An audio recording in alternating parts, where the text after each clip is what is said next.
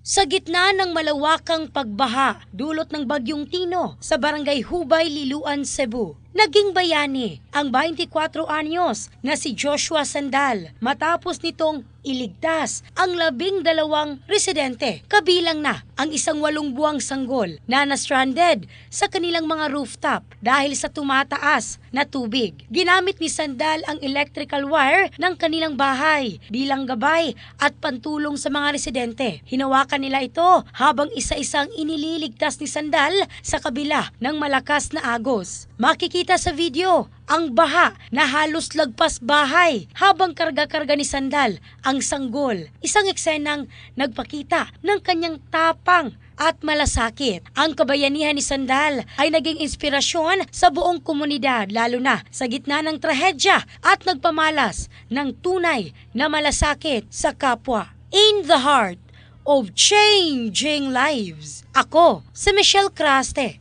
ng Brigada News Philippines, the Music and News Authority.